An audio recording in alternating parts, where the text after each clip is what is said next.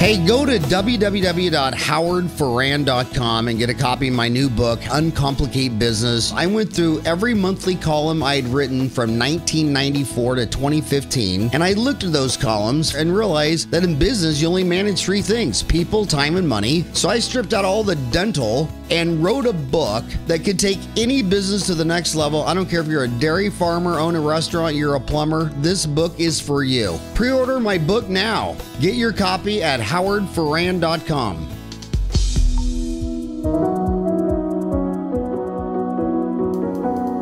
Hey, it is a huge honor today for me to be lecturing with really a rock star. And you look like a rock star, dude. I mean, I think of myself as short, fat, bald, but you got all that hair going and those glasses. You're making me look extra homely today.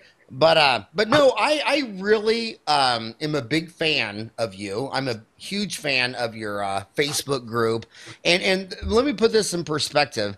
When I got out of school in '87, and now it's 2015, so that's 20 years ago, there were like 15,000 labs, and there were a lot of dental schools had lab programs to teach people how to do lab work. Right. And then over the years, pretty much all those lab programs closed down. A lot of the lab work went to offshore China. We've now gone from about 15,000 labs to 7,500 labs. And now, then CAD/CAM came out. And I think dental labs, especially high quality dental labs, have been massive downward pressures on them. And I think if dentistry loses having the lab man who knows as much or more than you do on any fixed or removable case, that's not going to serve dentistry well at all. And a lot of these older dentists think, oh, well, they all went to China because it was cheap over there. No, China is smart. If you take a dental impression and throw it out in the middle of Mongolia, how would anybody even know it's a dental impression? China set up lab schools. When I lectured, when I went to the only dental university in Hong Kong, they had more students in their laboratory school than they did in their dental school. Their dental school had about 50 students, and their lab had about 150 students. And those big labs like Modern Dental and all that stuff, they're just so impressed that China's investing in the infrastructure of training the next generation of lab techs like you. Whereas America, they open up all these hygiene schools, and that's great. We all have hygienists, and they're serving the sovereign profession well. But what happened to the lab techs? And we're also, and I see some of the cases where you see these implant cases, like all on four, and these implant cases, and you can just tell that we need 1,000 more Von Grows. So what do you think of the state of the dental lab business? Well, I appreciate that, and thank you for that introduction. I certainly don't consider myself a rock star, but I appreciate that very much. I agree with you. I think it's a broken system here in the U.S. I mean, I would say just as much as the labs are closing their doors, the lab schools are disappearing as well. There isn't a decent place now. I mean, maybe there's a couple out there that you would consider going to, but I mean, the honest truth of it is they are disappearing as well. So what is a guy, you're right, I mean, what is a guy like me or the independent lab owner, or where do you go to get training? Where does the schooling come from nowadays? I've hired some of the people out of just the 1-year programs, or there's a 10-month program school here in Utah that you can go to. And yeah, I mean, there's just, the training's just not there. I mean, the education is just not there. So where do we go? Now, Von Grow, that name either has to be German or German or German. And look at the German dental lab schools there. I mean, they're as serious as the dental schools. Oh, they are. Absolutely. There's a bunch of guys in the dental technicians group that live in Germany, and for sure, talking to them, they really have it together as far as their school program. It's very serious, and they're on the same level as the dentist. There is no, you know what I mean? There's no dentist here and lab tech here. It's very highly respected. Yeah, and you know what? It's interesting. Americans, you walk around America for 52 years and all you hear is we're number one, we're number one, we're number one. I'm Yeah. pretty sure the only thing America is number one in is self-esteem and confidence because you can't compare Chrysler and GM and Ford to Mercedes and Volvo and Porsche. I mean, you look at when I go to when I go to dental manufacturing companies in the United States, and I go to dental manufacturing companies, like when you go to Germany, you go walk through the Sorona plant or the Cavo plant or the Ivoclar plant. Holy moly! It's like you think you're in Star Wars, and they'll have like 30 or 60 men and women in white coats that are PhDs. And Yeah. then you walk in American companies and it's dirty, it's chaos. They don't employ any PhDs, but they have a call center with 30 to 60 people telemarketing, calling and slamming deals. I mean, Americans know how to sell. That's why they have the biggest economy. Germans don't know anything about selling. They just know how to make it so good you'll have to buy it. And the Chinese motto is we'll just make it so cheap you'll buy it anyway. And we all need to learn from each other. I want you to go through some of the cases that I see on your group's boards show a serious misunderstanding between the dentist and the and what they're designing from an implant and fixed removable.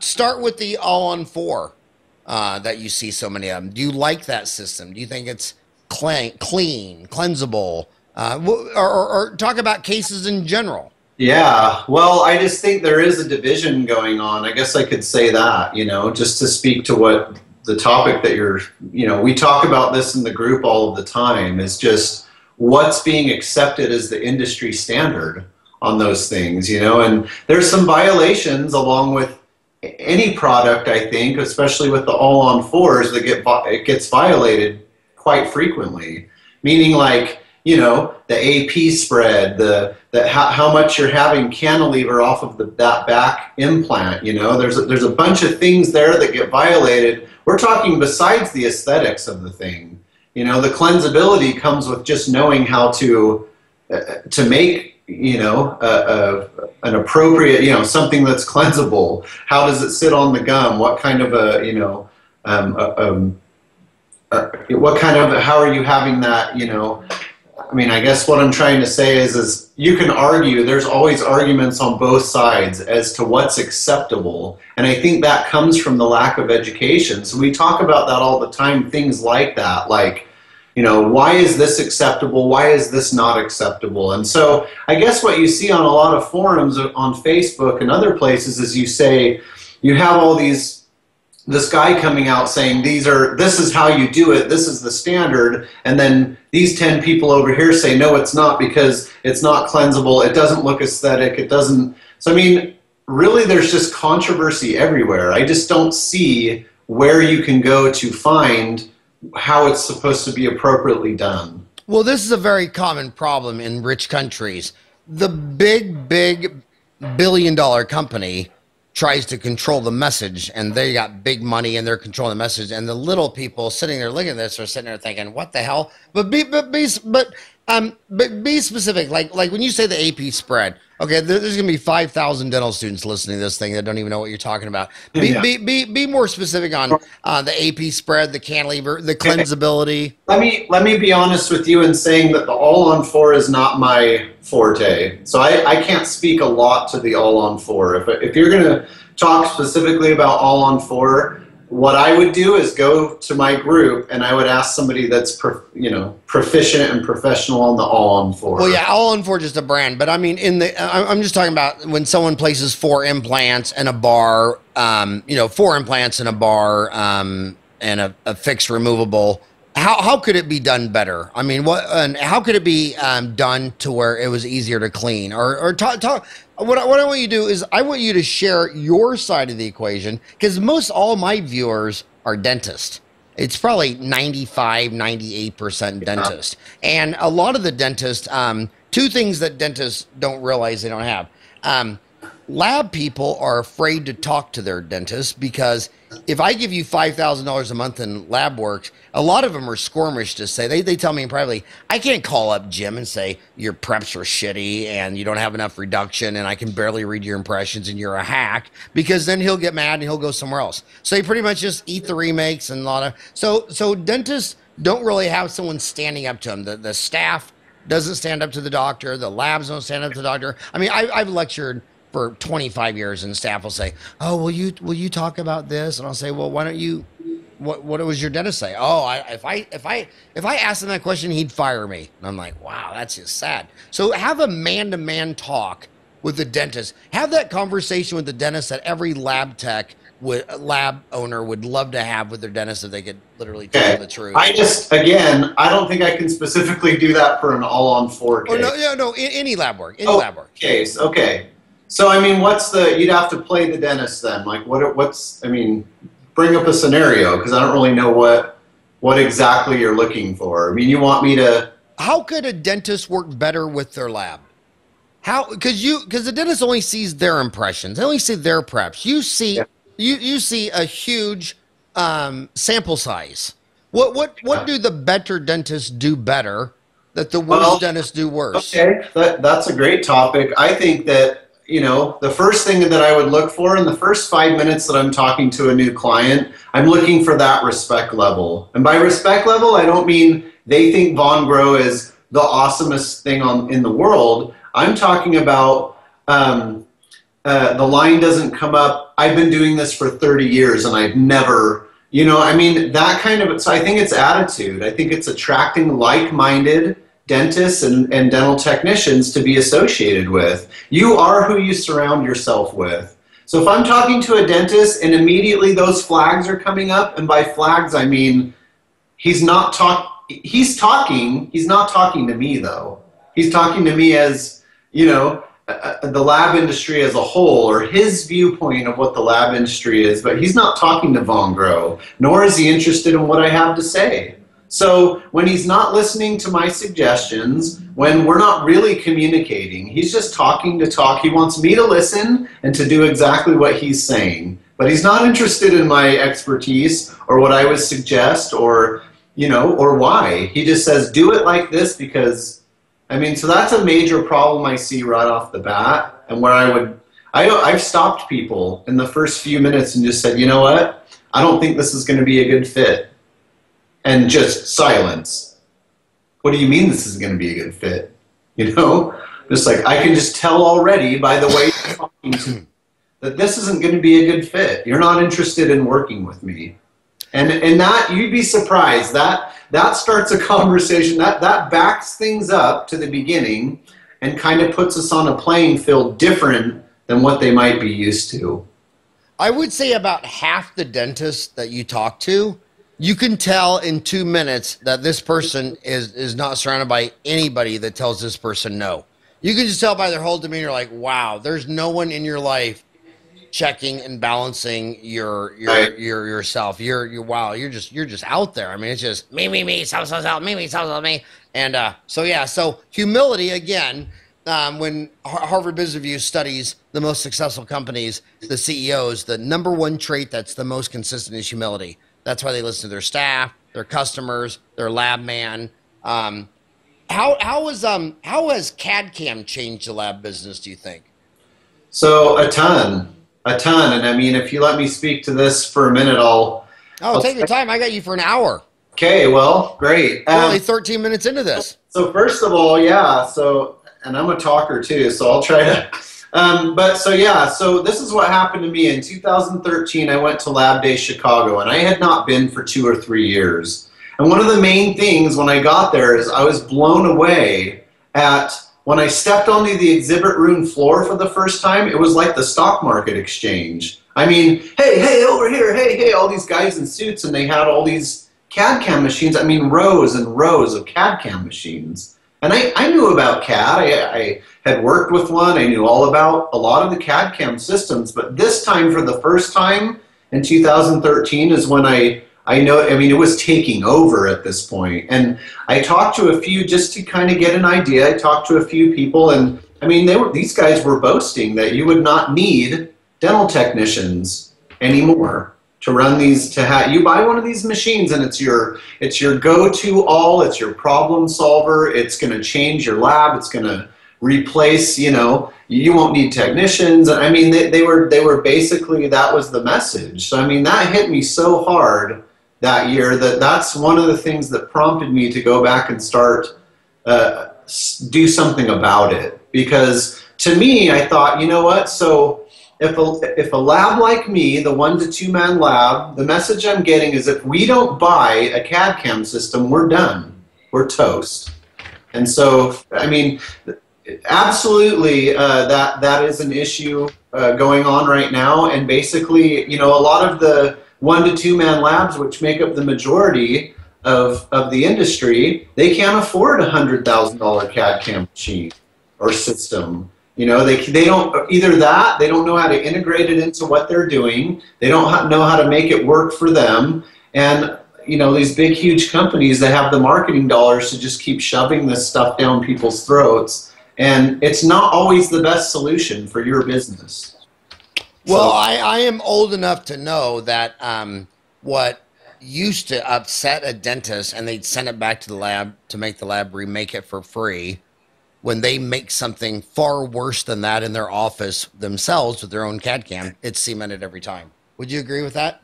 I would agree with that, and I would say that also they realize really quickly that they don't want to be technicians.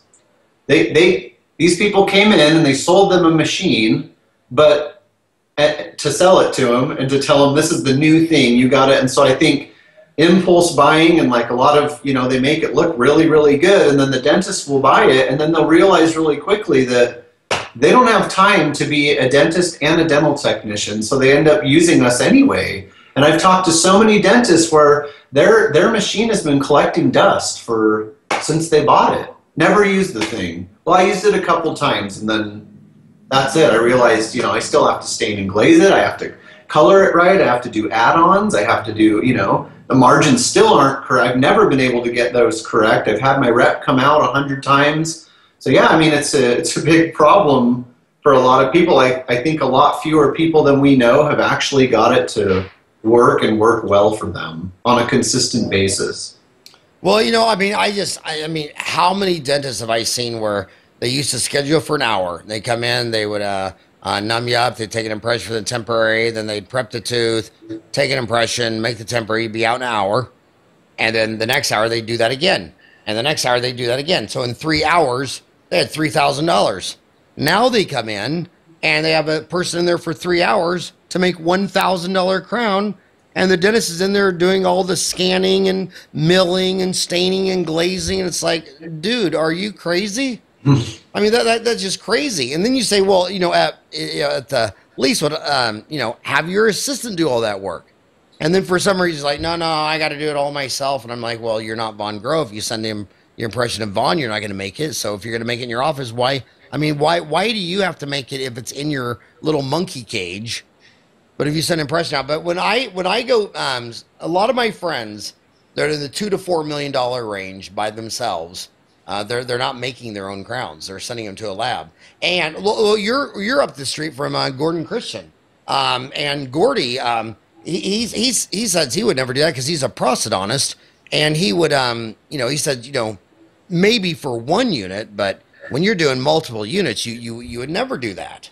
Yeah, I think the confusion with where like me and my group are concerned is people think that we're against CAD/CAM. And I don't want to come across as that we're against technology, nor are we trying to wish it away. But we are trying to say, look, be knowledgeable. Still, we need the human element. You can't replace a human being with a machine. It's just a tool. So we use it like, you know, I use a hammer and a nail. Without me there, they don't make anything. They don't do anything. We have to get our hands on there, but don't tell me that you can hire your 15-year-old son that plays Halo, and he's pretty good at video games, to learn a software and start running your milling department for you.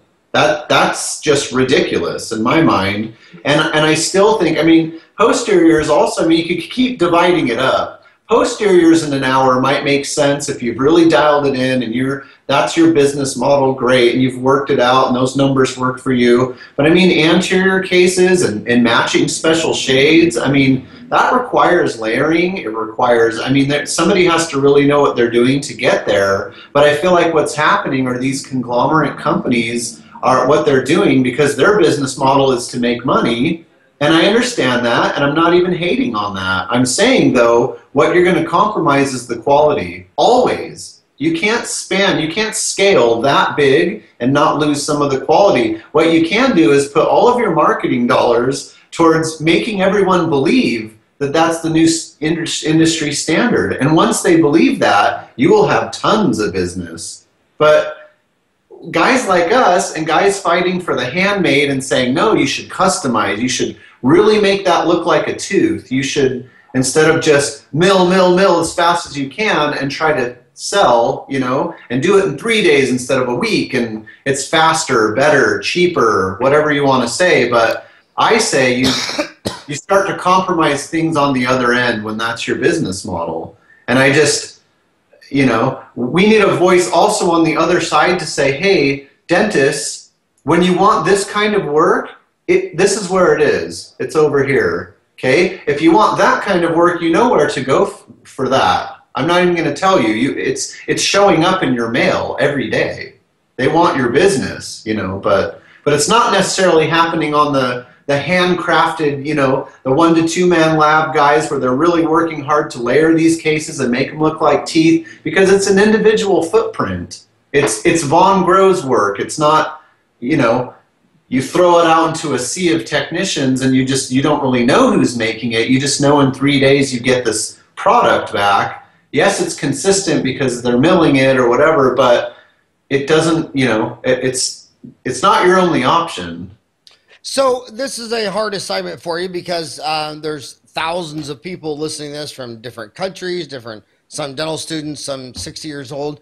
What are the low-hanging fruit problems dentists could do to work better with a lab like you? I mean, feedback on maybe prep. I don't think you could, you know, preps are all over the bar. Some dentists are doing a heavy chamfers.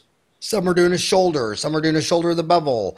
What's some low-hanging fruit takeaways, pointers, how a dentist could do better prep design? Well, I really think that it's all in the case that you're doing too, and knowing your materials. I mean, is that, again, that's the communication that you have to have. If I'm doing an EMAX case, those are different preps than my specialty. What I do are foil veneers. I do minimal prep or prepless foil veneers. That's kind of my forte. So I could speak all day to that, you know, or I do EMAX. Well, then let's jump right into that, because I guarantee you 95% of the people who just heard you say that don't even know what you're talking about. Okay. So explain that. If that's your forte, then take it away, baby. Explain that from A to Z. So yeah, I do a foil veneer technique, and I learned it from Mark Willis, who has a product called Durathin Veneers. And I no longer work with Mark in that, but I carry on the technique, which is basically it's a way to, it's minimal restorations, which actually is really kind of big in the industry right now, is, you know, preserving natural tooth structure and all of that. So what I do is it works really well with either minimal prep, like I said, or completely prepless, which scares a lot of people because there's not a whole lot of people that are comfortable with doing prepless, you know. But the cases that you look for, so the case selection is critical. To get back to your point, what I would do is you get the case in, you do the model work, and then you evaluate the models, and I would call you immediately to talk about the case. If we're doing a wax up, I would do a wax up. But I mean, to speak to your point, it's the communication. So I would talk to them about, you know, sometimes it's peg laterals, sometimes it's first bicuspid extraction that would cause a collapsed buccal corridor, or so a lot of times with these cases you're looking for just more tooth presence, you know, or some people just have small teeth. Some people have diastemas just naturally, but there's no reason to reduce a bunch of tooth structure to just put it all back. So with this technique that I'm doing, what you do is you take foil, it's actually platinum foil, and you swedge it over the face, just the facial of the tooth. And then what you do is you use that as a substructure to build your veneer. So if you can imagine this, they can be made very, very thin, like contact lens thin. And in this way, you can still, without making these big, fat, bulky, opaque looking veneers, you can make these look really beautiful and natural because you're dealing with this platinum foil that's very, very thin. But what you do is as you add these very, very thin wash layers of porcelain, you just are able to lift that foil substructure off, and the foil can handle the temperatures in the oven. So you're actually baking layers of this, on this foil. And at the very end, the biggest challenge of the day is when you're done with your veneer case for the day, you peel that platinum foil out, and you're left with just the veneer that you built. And then you check that on the solid model, and you send the case out. So it's really additive veneers only is basically what the prepless cases are. Works great. I mean, I've just done some amazing cases that way. It works really well for me, and I know, a lot of people are afraid to prep. They always ask, well, Vaughn, can't I just scribe you a margin line? I would just be comfortable to finish to a margin line. And I tell them, you know what, you can if you want, but to me, it makes the veneer visible when you do that. Why scribe a margin? Why do you have to scribe a margin line? I've sat chairside at many. Dennis Wells is the person that we used to go and do out in Nashville, Tennessee. We used to go and do over the shoulder courses for him. For who? All the time. And we'd go there, so we'd make the case, or Mark Willis would make the case. We'd fly out there, and we'd put them in the patient's mouth. And if you have a skilled dentist putting these in, and they're not afraid to go in and clean up and go in with and feather those margins in, he would challenge people at the end of the case to sit down and try to find, with an explorer, and try to find the margin line. And he was so good at it. Why don't you find someone who's really good at it and make an online hour-long CE case to really explode this technique in your lab? Why don't do you have some dentists that could do that? Yeah, we could do that. I'm open to doing that at any time. Anybody that wants to do a case study, or see, one thing I believe in is really building your business or your practice off of what you're good at. I encourage everybody. I mean, I know we'll get into this in a bit, but in the Dental Technicians Guild, that's what I push. I say, look, to survive this time in the industry, make a decision as to what kind of lab technician or what kind of dentist do you want to be. What side do you want to be on? Do you want to specialize in something? Do you want to say, find out what you're good at and be that guy. I'll be this foil guy. I'll make foil cases, and I've established myself as that. I'm the guy that you can come to if you want this kind of a case. Am I a wizard? Do I know everything about everything? Can I do? No, but what I am good at, I'm going to preach about, and I'm going to have you. Sure. I'm open to any kind of further. Hey, shoot me an email when we're done, and say at howard@dentaltown.com, and say, do you want to try a foil veneer case on your next veneer case? Because I got one going right now with Jane. So regarding Jane, so you want to try this with Jane, and I'll send you the study model because that's a classic case. And I really hope you find a dentist to do an over the shoulder and film this where your lab makes it. I call those courses dental porn. I already want to see it. Just hearing you talk about it, I'm already dying to see it. And online CE is so cool when you're watching it on a 60-inch plasma screen in surround sound. It really is amazing. So what percent of your business are these foil veneers? So I'd say they're about 50 to 60% of my business, because that's the way I've tried to build it. But I'm mostly all ceramic. So the main things I do are EMAX, and then these feldspathic veneers on foil. And they look beautiful. What's nice about doing them as well is if they're prepless, we're not messing with the envelope of function much. So they say, well, they're feldspathic, they're not as strong. What about the strength and all this stuff? But a lot of times, if those bite forces have been managed, we're just veneering these teeth.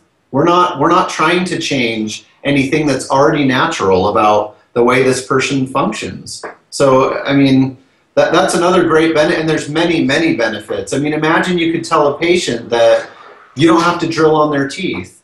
We could possibly do your case with no anesthesia and no drilling on your teeth. And they just, wow, I mean, it's a paradigm shift. It really is to think this way as a dentist, but if you were to climb on board this train, it will change the way you do everything. And what we suggest usually is get it done on somebody in your office. One tooth, two, a couple laterals, wherever if you find somebody that could use some of these ultra thin veneers, the beauty of it too is the try-ins. I mean, everything goes smoother. You're not already prepped. You're not panicked because I send you a set of these, you try them in, and you haven't done anything. You haven't done anything to the teeth. So if they're not what was expected, or you have chances to go back before you commit all the way and cement these things in. So I mean, there's many benefits to doing cases this way. So of course I'd be happy to work with you on a case and you can see for yourself. Yeah, I think, like I say, I think creating an over-the-shoulder online CE course on how to do these cases would just be amazing. So what kind of porcelain are you building them up with? So I'm actually using GC porcelain right now. So GC initial porcelain, I don't know if you can see it back here. I got a stack of them. I'm actually a key opinion leader for GC. It says human organ for transplant. It does say that, yeah. That's my lunchbox that my wife gave me. So. Oh my God, what? I'm not going to ask which organ is in there. It does get some weird looks here and there, but it's fun. So for our viewers, GC stands for, is the big Japanese company, General Chemical. You might know it in America as GCC. I think they had an extra C in their headquarters here in Chicago. So you're using General Chemical out of Japan. You said that's half your business. What's the other half? It would be the Emax, the all ceramic. But actually what just came out is GC just came out with the layering ceramic for lithium disilicate. So actually you can press your cores now out of a lithium disilicate and then layer with this new material called LISI, or they call it LISI. And so anyway, this brand new product just came out and everyone's going crazy about it because for them, if you're already a GC user, it replaces Emax Ceram. So you're now layering with this new GC product, and they've tailored it just for lithium disilicate. Okay, so talk, Brent. So Emax is Ivoclar. Yes. And this is GC. So obviously there's competition. So you're saying that this is a competing product against Ivoclar's Emax. It is. So explain the pros and cons, because you do both. You use Ivoclar, you use GC, you talk about. So explain that in more detail. Well, so mostly it just allows me to stay with the one system that I love. I don't have to toggle back and forth between the two systems or try to switch, even though so I'm not going to say anything bad about Emax, but for me it's convenience. And also, I think the other benefit is the LISI was made specifically for that. Whereas the Ceram has many uses, can go on a bunch of different products. This was made specifically for lithium disilicate. And so, I mean, that kind of speaks to the way it was made. It was formed for that specifically. And, I think that the products are as good as the person that's making it, meaning whatever works best in your hands. I've seen porcelain that everyone says is horrible just look beautiful because this guy knows how to really work it. So, speaking to my specific experience, and I think it could be said best, that is your own experience is the best experience. I'll put that into perspective. One of my idols and rock star role models is a female dentist in San Fran named Gigi. And she loves removable, and she just loves it. But she takes her alginate material more serious than anybody I've ever met in my life, down for the way it's refrigerated, the way it's measured, the way it's mixed, whatever. And there are dentists in Japan who literally can take crown and bridge impressions with alginate because, like I was alluding to the fact that it doesn't matter what system you use, it matters the artist. It doesn't matter if the artist is using oil or watercolor or whatever. And when you're an artist, you can do exquisite crown and bridge impressions with alginate. And if you saw Gigi take her alginate impressions for removable, it'd blow your mind. So yeah. And Howard, that's exactly what I was speaking to with finding your niche. See, pretty soon, if Gigi wanted to push herself out there, she would be the doctor for impression taking. She could really blow it up and be like, wow, if you want to know about impression taking, this is who you go to. She is that doctor. Yeah, and you know what? And that's exactly what happened to her. She's a dentist, and she got so good and removable, she quit doing everything else, and all the local general dentists around her don't want to do removable. Just give her dentures, and she's the best, and it's word of mouth referral. I mean, it's just amazing. Yeah, You get really that really is the greatest part of what we do, is we can actually just capitalize on what are you the best at. If you don't know, find out. Find out what you're the best at, and just capitalize on it. Be that person. So your dental studio is Dark Horse Dental Studio. Yeah. In Pleasant Grove, Utah, about 5 minutes away from Gordon and Provo. Have you ever met Gordon? No, not in person. Not in person. Good friend of mine for 30 years. He's a great guy. Go by there and tell him some short, fat, bald dentist named Howard in Phoenix told you he had to stop by. The brain behind Gordon is really his wife, Rella. But you're known as the DTG guy. The DT. Explain what your DTG philosophy is. Okay. And does that D have something related to Dark Horse Dental Studio? Yeah. No, actually, nothing to do with that. The DTG is completely separate. It all came from that year I was talking about in 2013 when I went to that show. I came home from that, and I could not settle my mind. Like, I couldn't sleep for a few nights after, because I was thinking about the industry. And I was really, so a few things, I would say 3 things I took from that year. When I went there, I noticed, the CAD-CAM thing, of course, was huge on my mind. But also there was just like, it just seemed like there was this downtrodden type. When I talked to a few different technicians, they were just worried about the future. They were thinking about what's going to happen to me if I don't conform to everything that's going on. And I got these other lab guys wanting to buy me out, and I got, and I just don't know what to do. I'm thinking of closing my doors. It's just not working for me anymore. My clients are calling me. They're saying, hey, can you do this for $5 cheaper, $10, $25 cheaper? And so I just felt this like overwhelming, like this, like, I've got to like, maybe there's something I could do. And recently I had gotten involved on Facebook.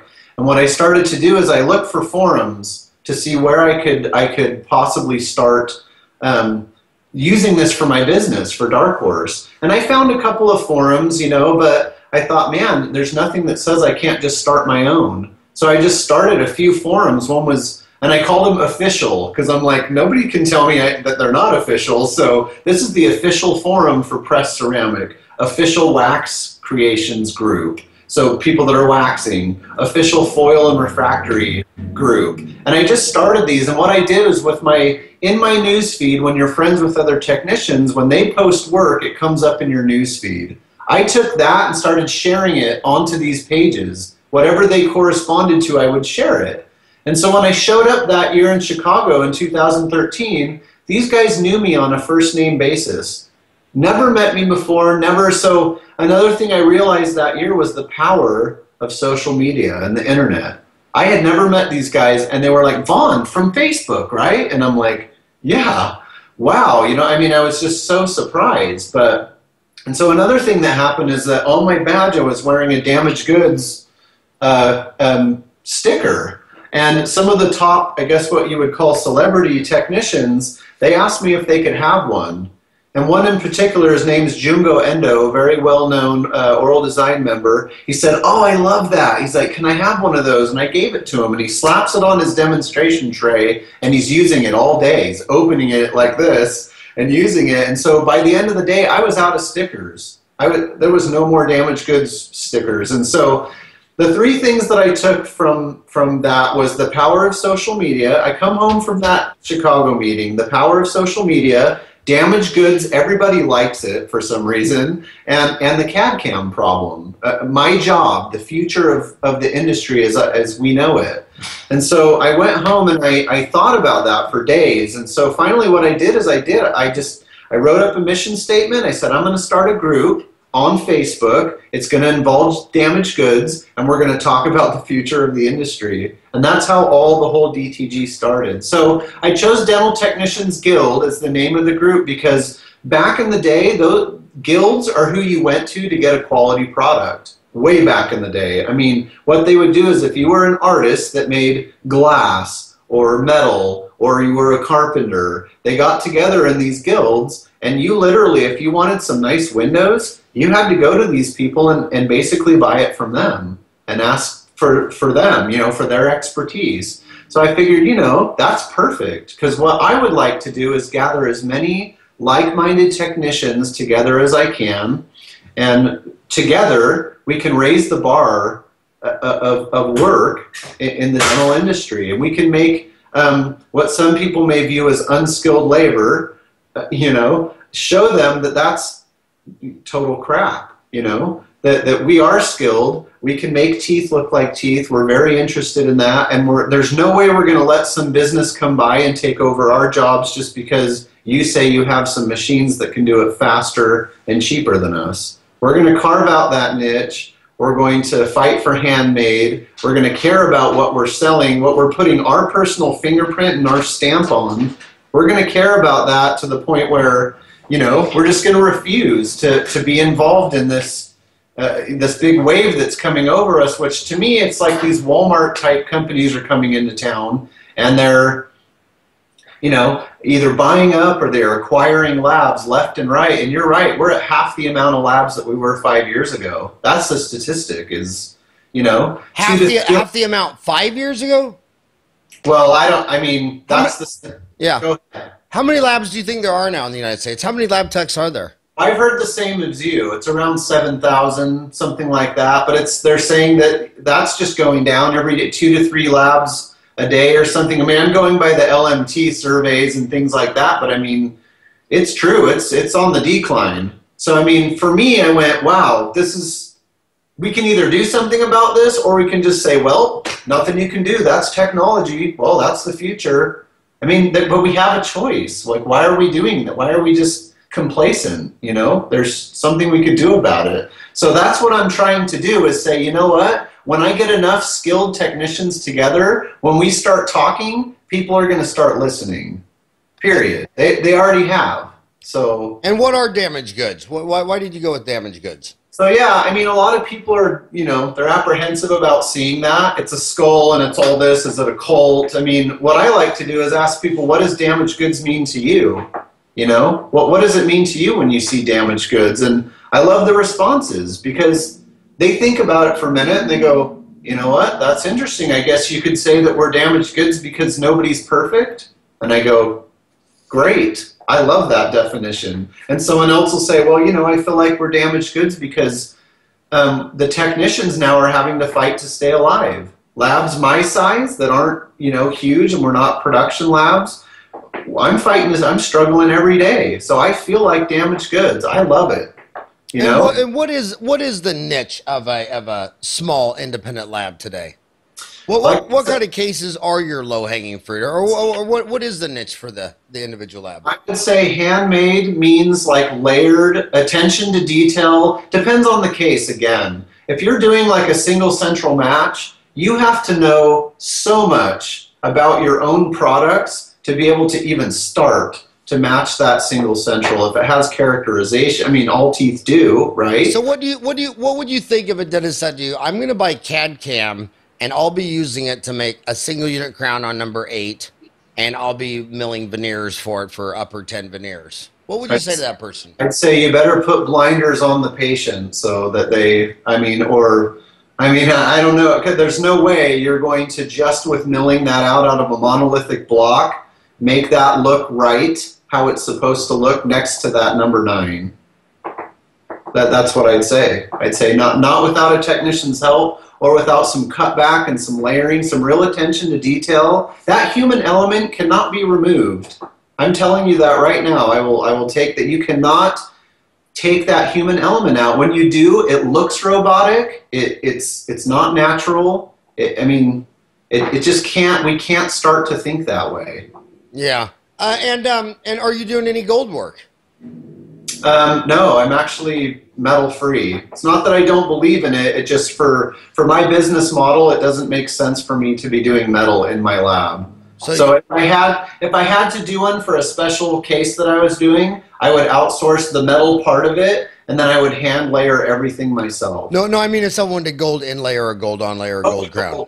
Yeah. Same. I mean, I would outsource that to a trusted source. So me personally, I'm not casting in my lab. Mm-hmm. Yeah, but it's not because I don't believe in it. I think gold is great still. I mean, there's that debate too. Like, why would you ever put metal in your mouth? And I don't even want to go there because there is significant arguments on both sides. But mostly my understanding is that that's a good a restoration as it's ever been. Will hold up forever.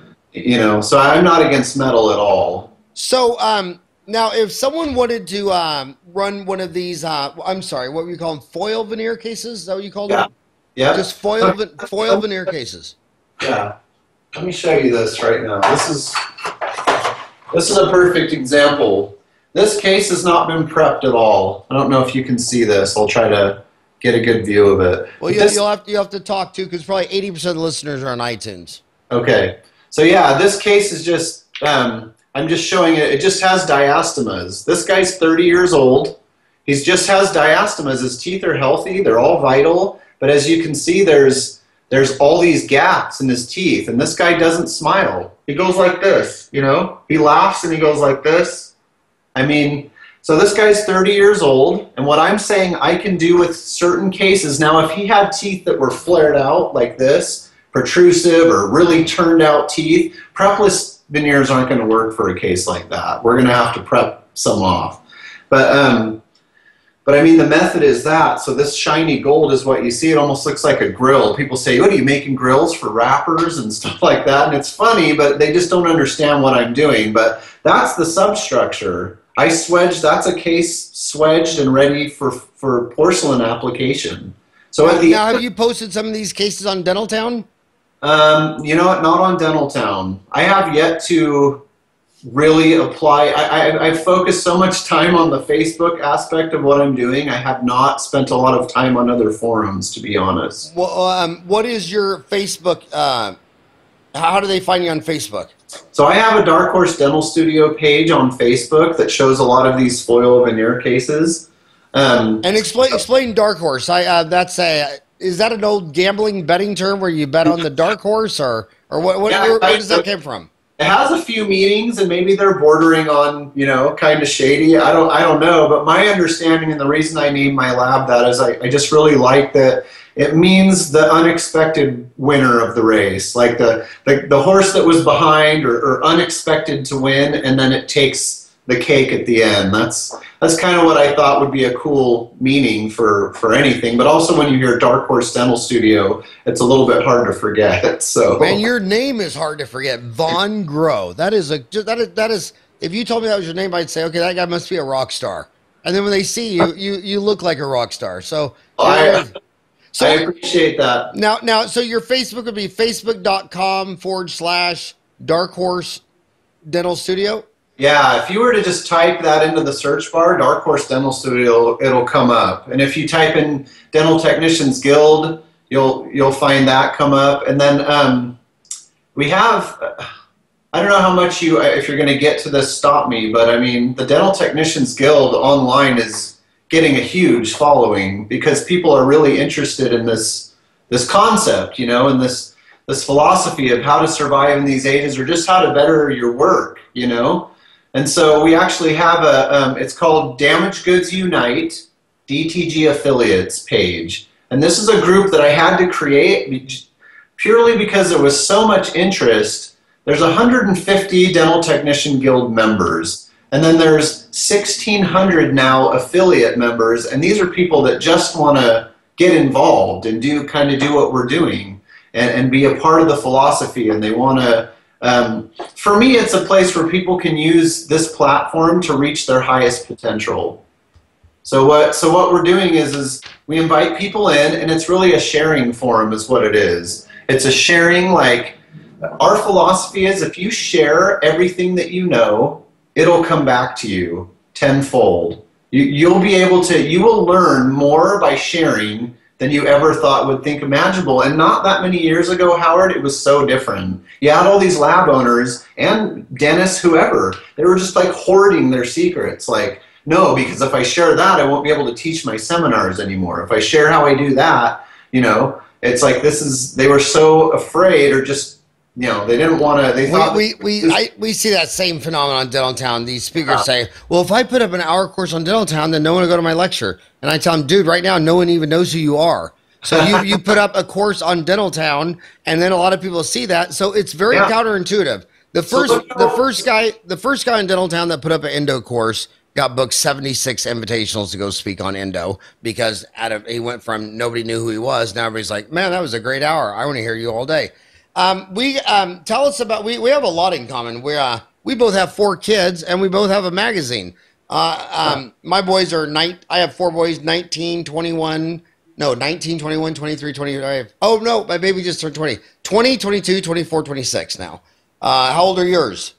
Yeah, mine are 8, 6, 5, and 3. So. Oh my gosh, I've been there, done that. All boys, all girls. What do you got? 3 boys, and the last one's a girl. So. Oh my gosh, so she's gonna be a little tomboy. She's gonna be a mini boy. If you got 3 older brothers, she's gonna be a hiking, mountain biking, boxing. But tell us about your magazine, DTG magazine. Because did I see the first issue of that? Who's your friend in Glendale that came by? That's Arian Deutsch and his wife Muriel. That's who you sat down with. I love that couple. What a great couple.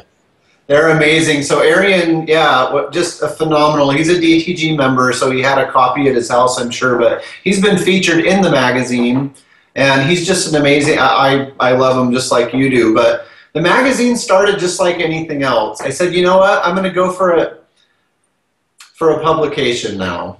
I got this group, I'm going to do a publication, and what I do, Howard, is I kind of fly by the seat of my pants, but I try to control it as much as I can. I have an idea, and I just say I'm doing it.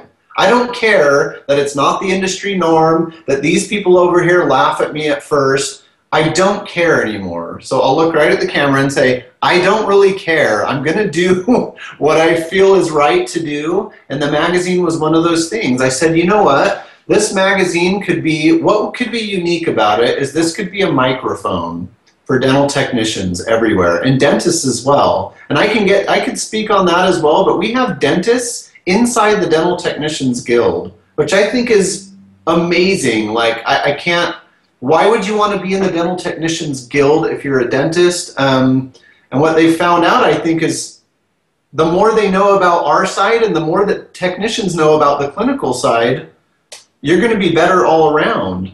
They saw that, and then you know, once you get in and you get to know everybody, it just becomes this big family. So is this a monthly magazine or a quarterly magazine, or how? Quarterly. So every 3 months this comes out, and what I do is we don't even have an editor, so I don't edit any content. You send me anything short of porn or whatever, I will print it.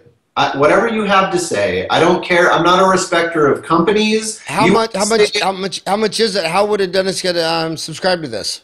So you can go to www.techniciansguild.com, and there's the magazine subscription sign up is right there. So it comes out 4 times a year, and there's both. You can get the print or the digital, or you can get both. And how much is it? I think right now it's $90 for the bundle package. If you want both, it's $40 for the subscription, online subscription, I believe. So the digital's $40, and both of them together are like $90 or something. $60 for just the print, something like that. So it's $40 to get 4 issues. So it's $10 an issue. Yeah. That's exactly how Dental Town started. I started in 1999, and basically my magazine started out of rejection.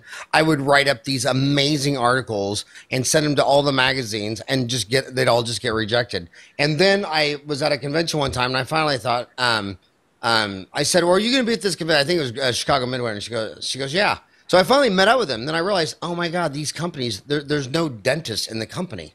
They're not owned by dentists. They're not ran by dentists. And I'm getting my shit rejected by somebody who only goes to the dentist every 6 months to get their teeth cleaned. So I started my own magazine, and I went with the Farran report in '94. It was $10 an issue. It was $120 a year.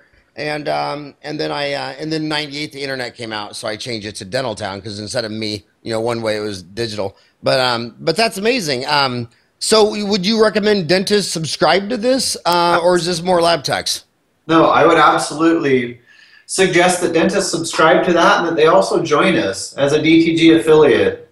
Just come online. I mean, you can't even begin to imagine how your work will get better and better and better just by participating in these things. You know what would be a good marketing for your magazine? What's that? Put sample articles in Dental Town, and then at the bottom of it say, if you'd like to subscribe to this magazine, go here. So because our magazine goes to 125,000 general dentists, so all the general dentists would get this, and they saw this great article, and they'd build the brand of damaged goods. They'd get to see the concept. Then at the bottom, they'd see your rock star face. If you're listening to iTunes, you got to go to the website just see what this guy looks like. He's got the Justin Bieber hair going with the big white glasses. And are those teeth all natural, or those are you made those yourself? I actually made these as prepless foil veneers. My uppers, my lowers still have. You know what's weird about my teeth is, since I'm only self-conscious about because I'm dentistry. I mean, no one would look at me and think I'm self-conscious or anything. I don't do anything for appearance, but I've always thought it's weird. In every picture I've ever been in, I don't show any teeth. And if I was a chiropractor or a pediatrician, or I would never think about it again. But it does kind of weird me out that I am in dentistry, and in all my pictures, I look like I'm edentulous and have no teeth. I'm looking at your smile, and that looks great. But yeah, I think you should. I think you should put an article in Dental Town, because these viewers. And bottom line, this is probably going to be listened to between Dental Town and YouTube and iTunes, maybe 3,000 or 4,000 people per issue. Out of the gate. But if this was in the magazine, it hit 125,000, and then you could put a little sub deal, to your website, who you are, and all that stuff. But I really think what would be the most rocking hot thing you could do for your lab to explode it is find a dentist and do a case from A to Z, an over-the-shoulder deal about these foil veneers, because I'm for an old guy like me, it's kind of a lost art, because I heard about these in the 80s, and then it kind of and then it kind of disappeared and went to stack porcelain. Now it's being CAD cam and all this stuff. So you're kind of reviving a lost art, just like what's completely gone is the old dentist doing gold foils. And when I got out of school, the older guys, you go in their office, they'd prep a hole, and they'd be mallet, pat, bam, bam, bam, bam, bam, bam, bam, bam, bam, bam, and they would just put these leaves of gold in the hole. Yeah, exactly. And I don't think I've seen a live human do a gold foil since the year 2000. I mean, it's just and what a lost art, because that gold is so high energy. It's antibacterial. I mean, gold foils have the most gapping margins, and they last forever because Streptococcus mutans doesn't want to live by that high gold foil. So this is exciting that you're bringing back a technique. Yeah, it really is, and I would never claim to have this technique be mine. And I know, and again, I have to give credit to Mark Willis as my mentor. He's also here in Utah, and his product is called Durathin, and I worked for him for a long time, and him and I kind of pioneered this together, but that is his product. I just want to be clear on that. And I don't have any proprietary interest there in that. I just use the technique, but you're right, it's a throwback. It's something that should have never been buried, but these new products came along and all these companies, and so I'm just doing an old technique, but in today's world, and trying to do it better than it's ever been done. Vaughn, what if a dentist wants to, what if somebody listening to you right now, most of my viewers are, I always hear the same thing. Most of my viewers have an hour commute to work, and my listeners, and they tell me the same thing. They say, I live in a town of 3,000, and it's a 71-mile drive to a town of 10,000. So every day I drive 71 miles each way to work, and I love podcasts. They have it on their smartphone. They plug it in. Can these guys call you? Would you give away your phone number, or do you recommend email? Or how does a viewer pull up in his office and talk to you?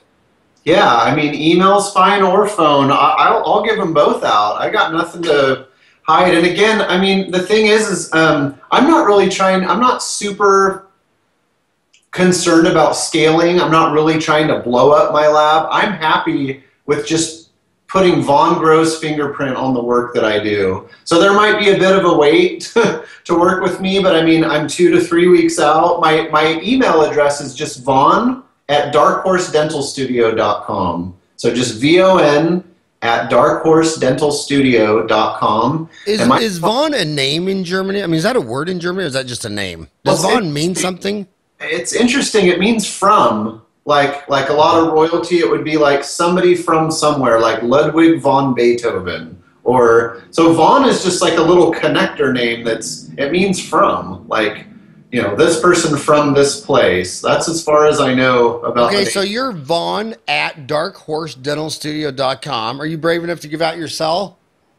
Or your phone number? Or get my work number out, yeah. No okay, problem. okay. What's your work number? So the lab number is 801-653-3430. Say it one more time.